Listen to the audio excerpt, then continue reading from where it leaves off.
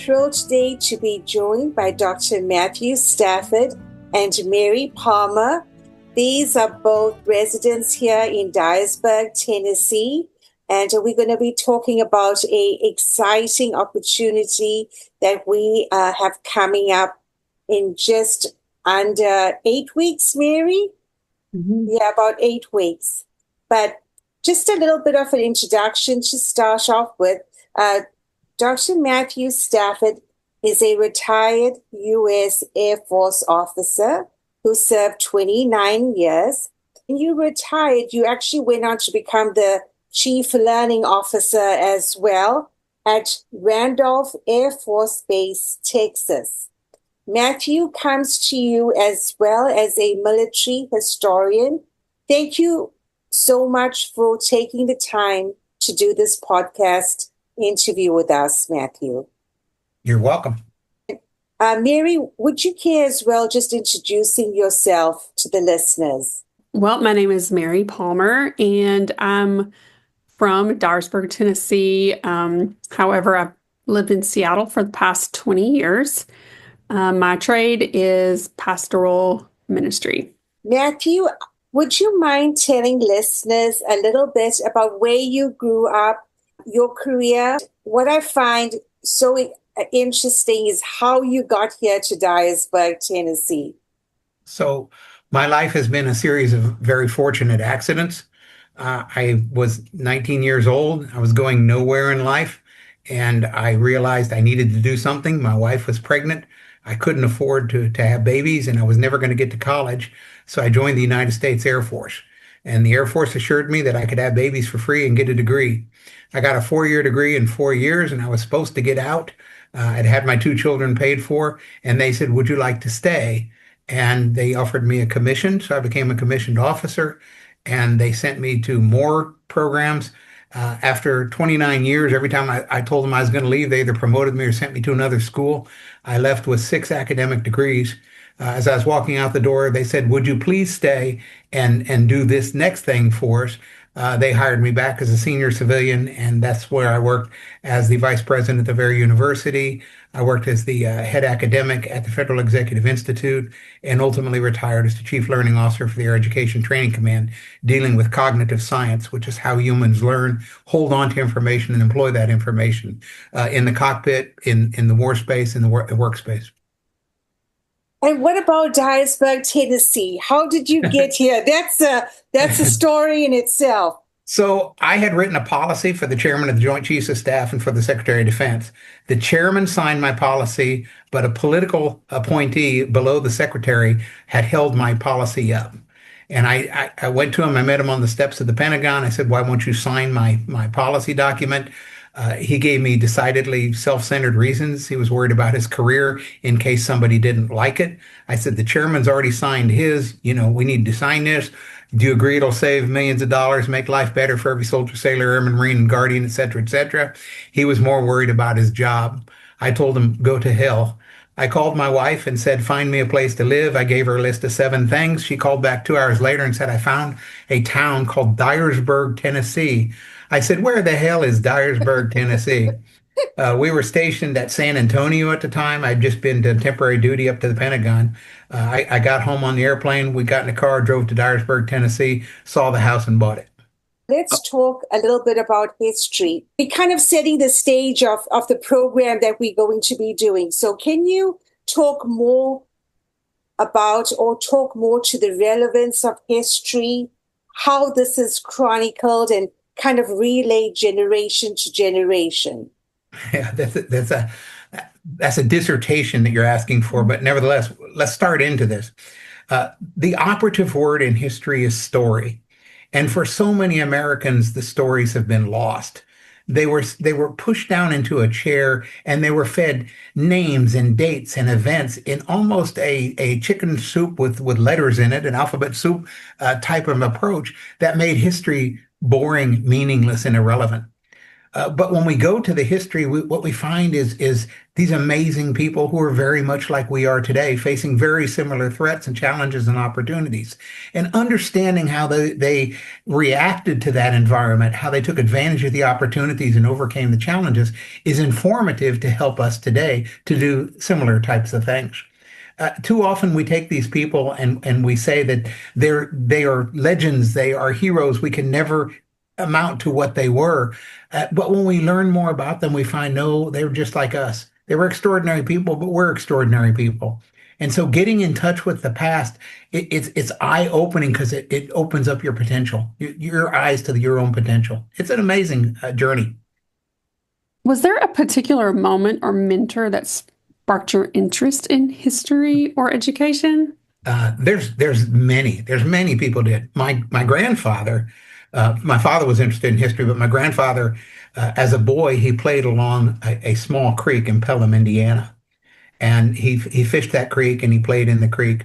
Later on, he found that there was a trial held for some men. These men had come along to this creek near Pelham, Indiana, had found a group of transient Indians there, had killed them and stolen their stuff.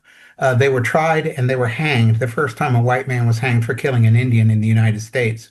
As a boy, he snuck into the courthouse and read the handwritten records of that and fell in love with the law and history and became a lawyer. He conveyed that love of history to me. My father conveyed his love of history to me. And again, it's all about those wonderful stories, the fascinating stories that get lost. And again, buried under the legends and the myths and the names, dates, and events. And I like to bring those stories to life. So that's part of it. The second thing I'll say is this. When you go through your PhD, you have oral comps and written comps. And one of my oral or written comp questions was name the book that influenced you most. And the book that influenced me most to become a historian is Bernard Fall Street Without Joy. Some of the people at the table didn't like that choice because it was written by a journalist and not a historian. But it's a book about the French experience in Indochina prior to the American involvement in the Vietnam War. It is a horrific book about what these men went through. But you're there with them as they're on these hillsides fighting the Vietnamese as they're coming up these hillsides in the green glow of signal flares. Or they're deep in these long-range patrols in the jungle. They're suffering from malaria. There's an enemy crouching by the fire. They get up in this malarial heat, barely able to walk, kill the man who's by the fire and realize they've killed one of their friends.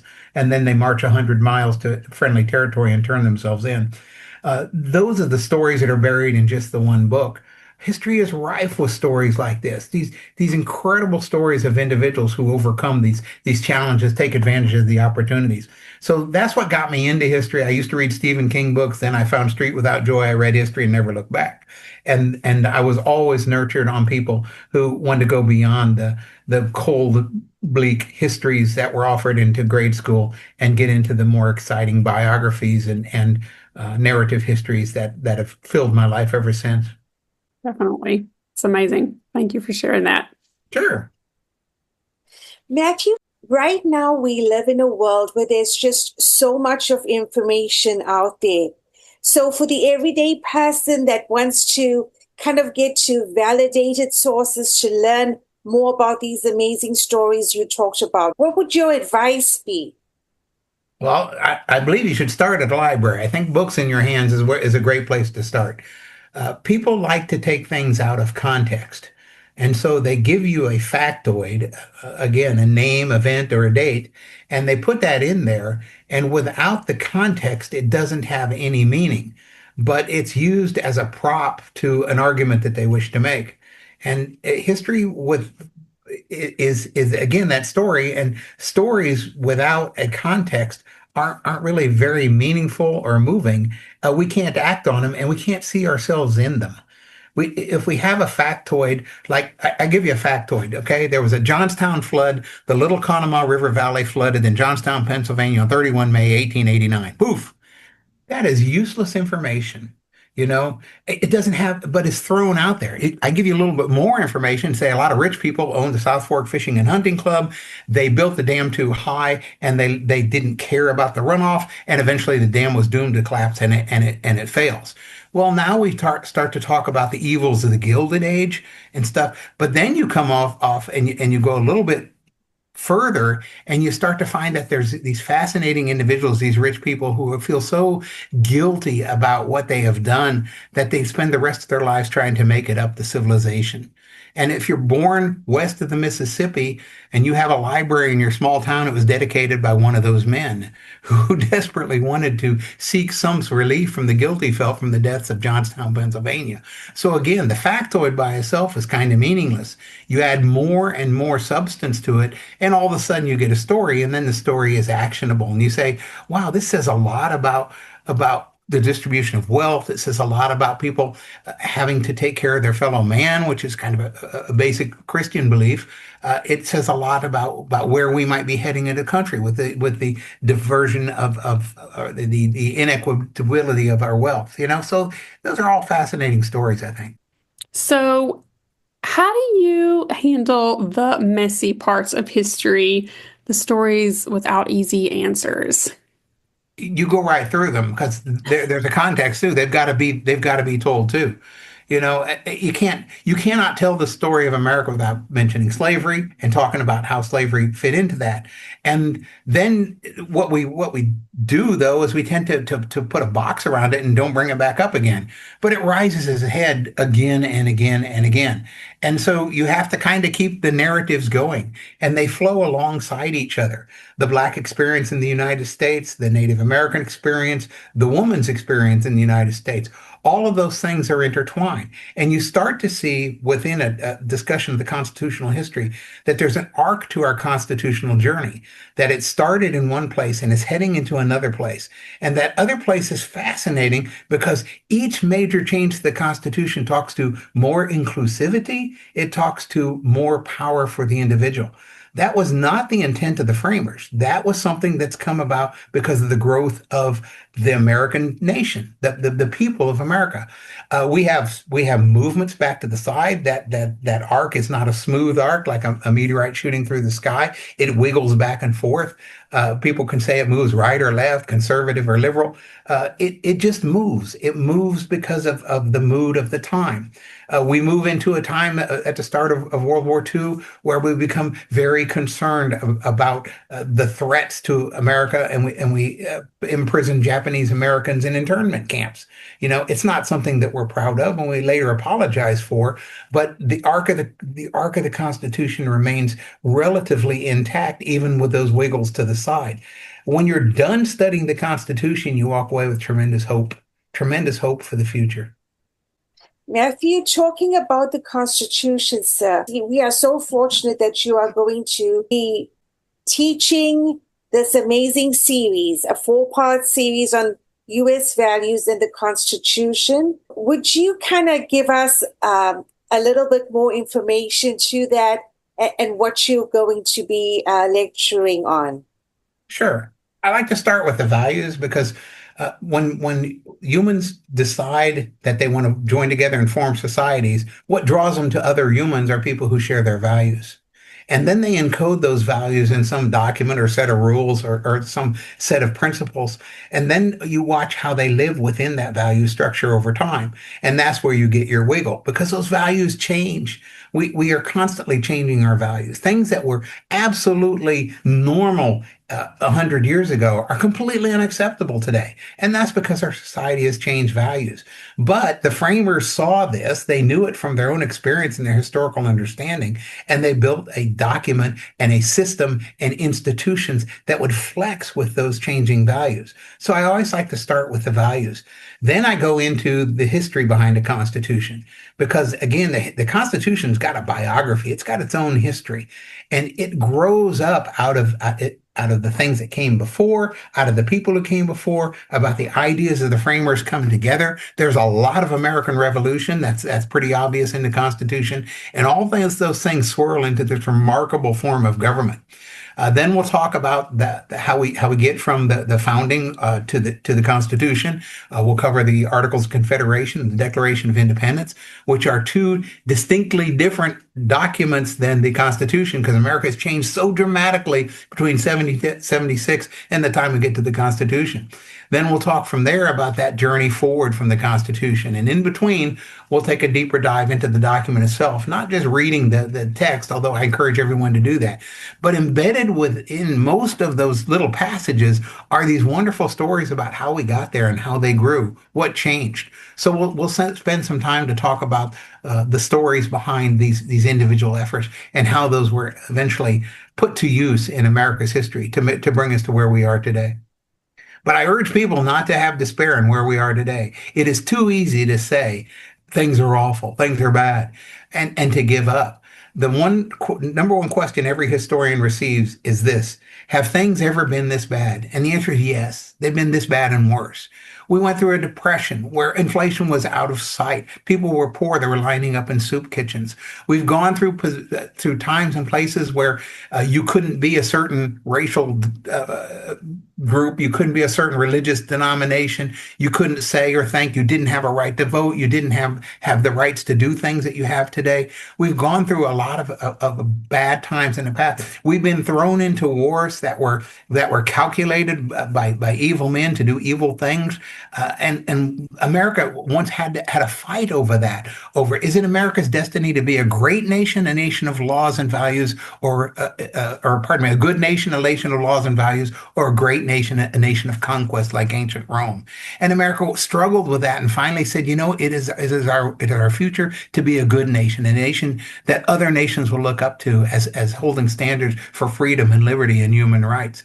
We have gone through a lot together, and we're going to go through a lot more together, and we can't be stymied by minor setbacks in the current time period. Regardless if you're on the right or on the left, it's not over. There's a wonderful journey ahead of us.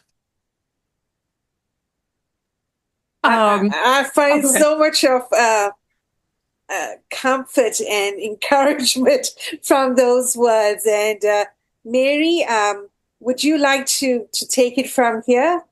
I just had a follow-up question to that. And it's basically the same question.